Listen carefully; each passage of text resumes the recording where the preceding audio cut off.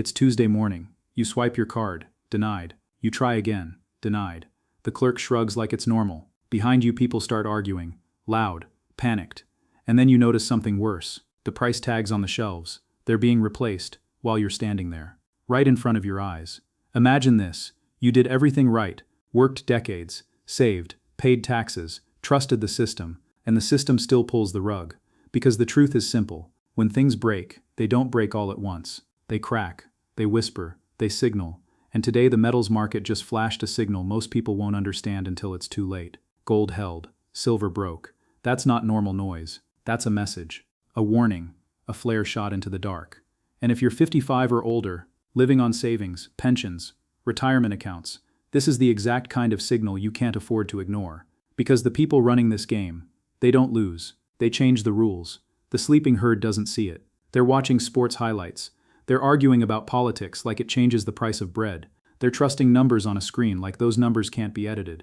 We're not doing that. Not here. Not on AG Reporter. Because what happened today, gold holding while silver breaks, can be the first crack in the dam. And once the dam cracks, the flood doesn't ask if you're ready. Now here's the question most people never ask. Why would gold stay firm while silver suddenly snaps? Why does that split matter? Why does it often show up right before the next wave of chaos? Because metals don't just trade, they talk. Gold speaks the language of fear, silver speaks the language of stress. And when silver breaks first, it can mean the system is squeezing, hard, behind the curtain. And we're going to talk about what that squeeze usually leads to. We're going to talk about the trap, and we're going to talk about one level, one line in the sand, that if it stays broken tells you the next stage is already underway. Not in theory, in real life, in your grocery bill, in your retirement, in your freedom. Here's the lie they sold you. They told you cash is safe. They told you the bank is safe. They told you your retirement is protected. They told you the government has it under control. That lie worked because for a long time it didn't need to be tested. But the system we live in now, it's not a saving system. It's a debt machine. And debt machines always need one thing: more fuel, more printing, more promises, more IOUs. That's why gold matters. Gold doesn't need permission. Gold doesn't need a password. Gold doesn't need a bailout. Gold just is. Now look at today again. Gold held steady. Silver cracked. That split is like watching the Titanic hit the iceberg and seeing which lifeboats are actually floating. Gold is the lifeboat. The insiders grab first. Silver is the lifeboat. The crowd rushes harder, faster, more violently, because it's cheaper and it moves more. So when silver breaks first, it often means one thing: stress, liquidation, margin calls, forced selling. The casino is demanding chips back. And when the casino starts demanding chips, they don't just take chips from the gamblers. They take it from everyone, even the people who thought they weren't gambling. Your 401k, your pension fund, your bond fund, your safe balanced portfolio, all of it. Because the system is connected by one invisible chain: debt, leverage, counterparty promises. And when one link snaps, the whole chain whips. That's why today matters, because this isn't just gold and silver. This is a stress test, and silver just failed the first part. Now let's talk about the mechanism they never explain on TV. The one your financial advisor doesn't bring up at the steakhouse. Fractional reserve banking. That's the polite phrase. Here's the brutal reality. When you deposit $100,000 in a bank, the bank does not put $100,000 in a vault with your name on it. They loan it, they invest it, they slice it, they spread it. They use it as a foundation to create more claims than there is cash. $1 becomes multiple promises. Like a timeshare scam. 10 people own the same week. And everyone is smiling. Until everyone tries to show up at the same time. Then the fists start flying. That's a bank run. And the modern version doesn't even require people standing outside. Now it's one click, one transfer, one panic headline, one rumor, and money moves like a stampede. Now they'll tell you, don't worry, FDIC.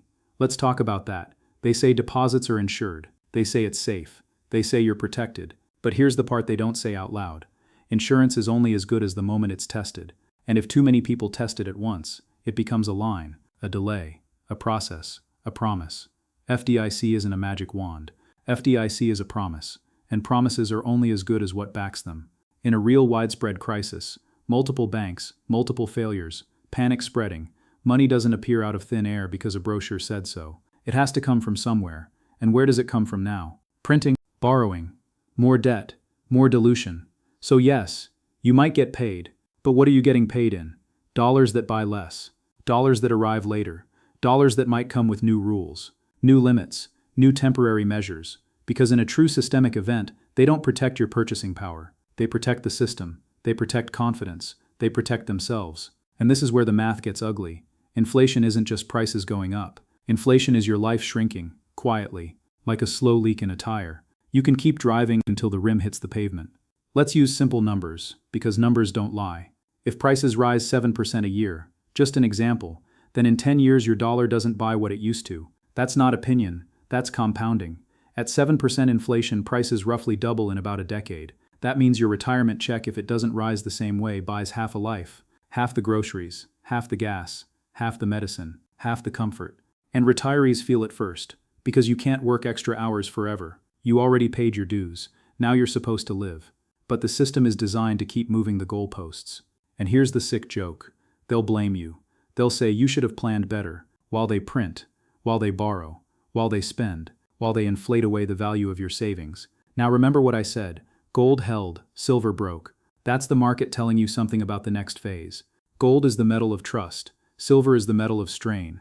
Gold is what people buy when they stop believing. Silver is what people sell when the system starts demanding collateral. So when silver breaks, it can mean money is being forced out of trades. Not because the world is suddenly fine, but because pressure is rising behind the curtain. And pressure always shows up somewhere first.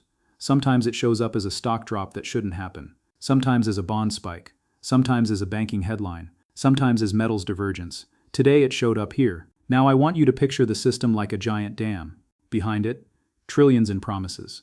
Debt, derivatives, loans, pensions, government obligations, all stacked like wet sandbags.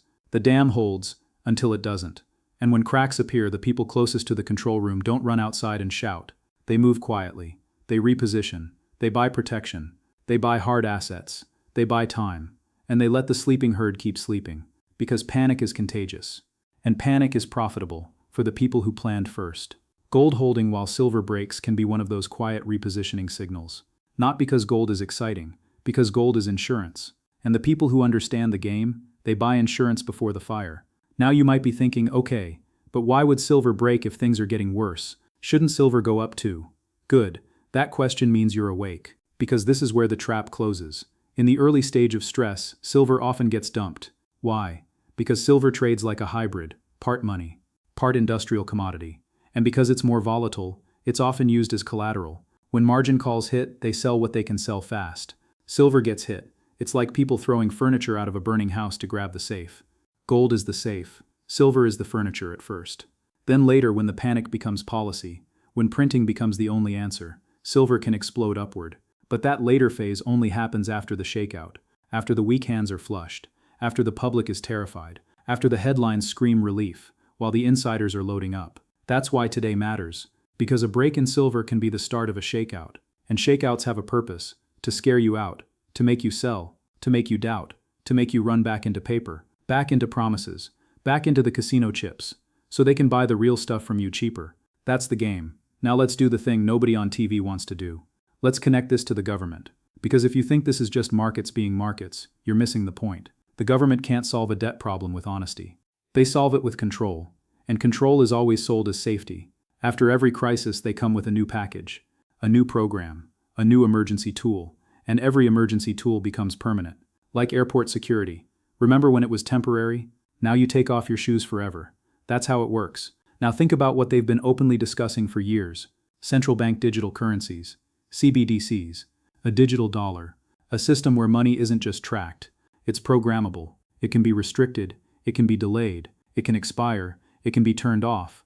And they'll sell it like it's a gift. Faster payments, stop fraud, help the unbanked, convenience, but convenience is the bait, control is the hook.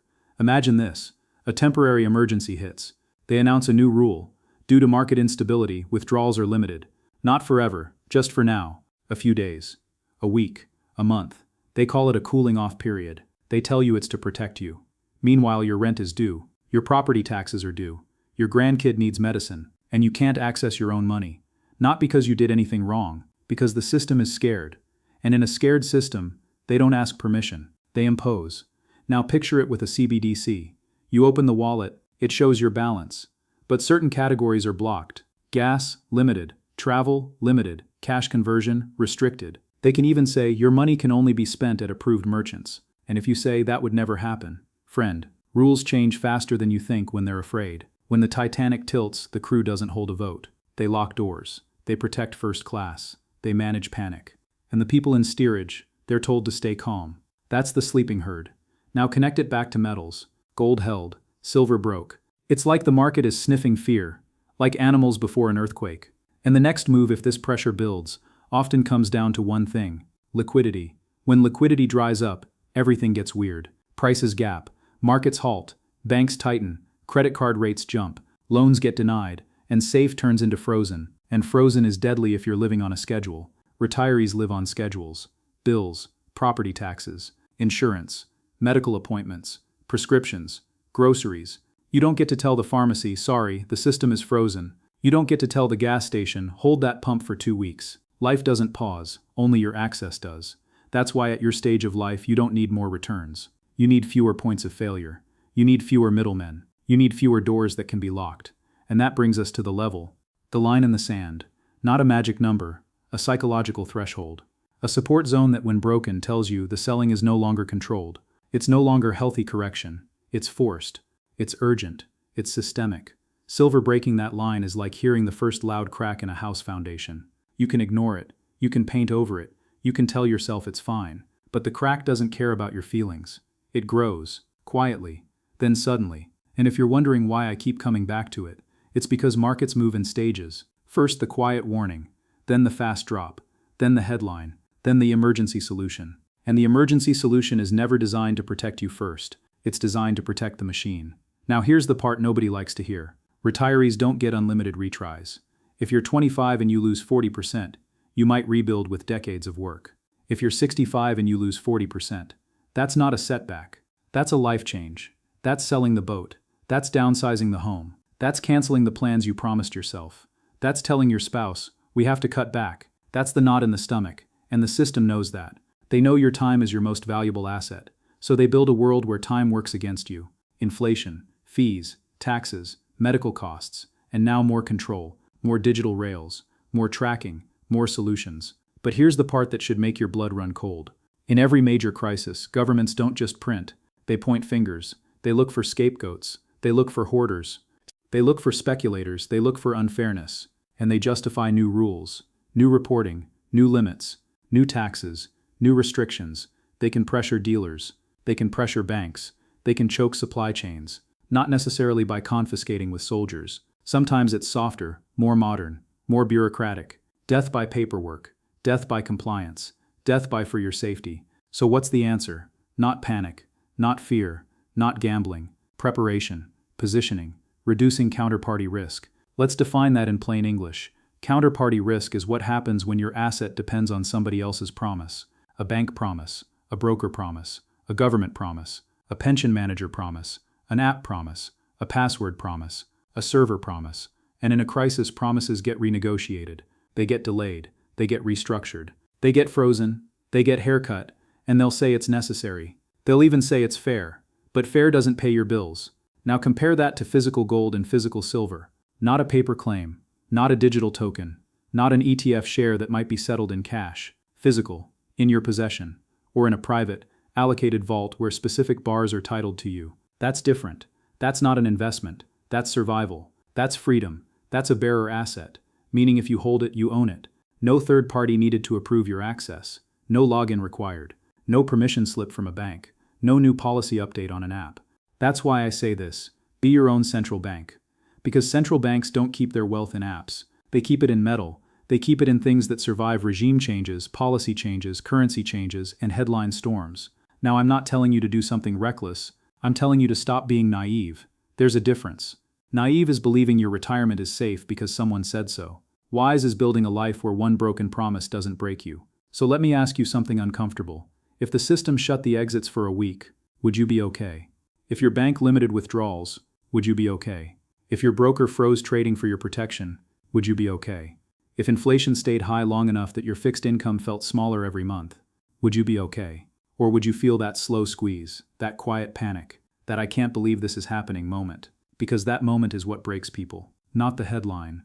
The realization, the betrayal. Now look at the world the way it is. A casino with rigged odds, a Titanic with too few lifeboats, a ticking time bomb made of debt, And you at 55, 65, 75, you don't need to be the hero. You just need to not be the victim. You need an exit. And physical metal is one of the cleanest exits left, because it steps outside the paper maze. Now let's talk about why gold and silver matter in different ways. Gold is the anchor. It's the wealth preserver. It's the thing central banks hoard. Gold is the asset that screams, I don't trust you. Silver is the lever. It's smaller. It's more affordable. It moves harder. And it's used in industry, meaning it's pulled by real-world demand too. That makes it explosive when the monetary panic phase arrives. But again, silver often gets attacked first. That's why today's signal is so important. Gold holding says, the floor of trust is still there. Silver breaking says, stress is hitting the system's edges. The edges always fail first. Now here's the most dangerous mistake people make. They wait for the announcement. They wait for the crisis to be official. They wait for the government to admit there's a problem. Friend, they never announce the moment you should act. They announce the moment they want you to comply. They announce when they already have their plan in place. And by then, the window closes, premiums jump, availability dries up, rules tighten, and the sleeping herd stampedes into the same doorway. That's when people get crushed. So let me future pace this in the real world. Imagine this. You wake up, markets are down hard, your retirement account is temporarily unavailable due to high volume. The bank app is slow. The news says don't worry, this is contained. Then you go to withdraw cash. There's a limit. You go to another branch. Same. You try to wire money. Delayed. You call customer service. Hold music. Hours. Meanwhile, bills don't wait. Food doesn't wait. Life doesn't wait. And you realize something that hits like a punch. Your money was never really yours. It was a claim, a promise, a number on a screen inside their system. And now the system is deciding what you can do. That is not a conspiracy fantasy. That is what systems do under stress. They ration. They restrict. They control the exits. Because if everyone exits, they die. So they block the exits, quietly at first, then openly. Now I want you to picture the opposite. You own some physical gold, some physical silver. Not everything, just a meaningful portion. Enough to matter, enough to sleep, enough to know that if the system hiccups, you have something outside it. Something you can hold. Something that doesn't need to be approved. That changes your posture. That changes your fear level. That changes how you walk through the world. Because you're not trapped. You have options. And options are priceless in a crisis. Now do you see why this gold-silver signal matters? Gold holding means the smart money isn't relaxing. Silver breaking means the pressure is rising. And when pressure rises, the people in charge don't loosen their grip. They tighten it. That's why I'm telling you to watch that key level in silver. Because if it keeps failing there, if it keeps getting slapped down, then it's telling you the system is squeezing liquidity, squeezing credit, squeezing risk. And historically that squeeze ends one of two ways. Either the market is allowed to purge, painfully, or the printers turn on harder than ever. And if the printers turn on, the dollar buys less, your savings buy less, your retirement buys less, your life buys less. This isn't a theory, this is math. Now listen closely. This channel is not here to entertain you. It's here to warn you, to arm you with reality, to help you think like the awakened few, not the sleeping herd. Because the sleeping herd always learns last. They learn when it's on the front page. They learn when the shelves are empty. They learn when the policy is already signed. We don't do that. We read the signals early. We move before the crowd. Now one more thing. When I say buy metal, I'm not talking about chasing shiny objects like a gambler. I'm talking about removing counterparty risk. I'm talking about owning something that has survived every corrupt system in history. Empires fall, currencies reset, governments change, gold remains, silver remains. Because truth has weight, and paper has excuses. So here's what I want you to do. First, stop thinking like a modern consumer. Start thinking like a survivor. Second, look at your exposure. How much of your life depends on someone else doing the right thing? A bank, a broker, a government, a pension administrator, a technology platform. If too much of your life depends on them, you're not diversified. You're dependent. Third, consider carving out a portion into physical gold and physical silver in a way that makes sense for your life. Not because you're trying to get rich, because you're trying to stay free, because you're trying to protect the years you already earned. Because when the rules change, the prepared don't beg. They move. And yes, do your homework. Understand premiums. Understand storage. Understand the difference between a paper claim and physical possession. Understand that I own it and I'm owed it are not the same sentence. Now I'm going to ask you one last question. When the next headline hits, will you be reacting or will you already be positioned? Because reacting is expensive. Reacting is where the herd gets slaughtered. Positioning is where the awakened few survive. If you want to survive what's coming, if you want the insider truth without the sugarcoating, subscribe to AG Reporter. Not for entertainment, for protection, for awareness, for the kind of warning your friends won't give you, because they're still asleep. And remember this thought because it's the one they never teach you in school. The system doesn't collapse when you're ready, it collapses when it has to. And by the time the herd sees it, there are no seats left. Gold held, silver broke, and the next signal won't come with a siren. It'll come with silence, then consequences. Stay awake,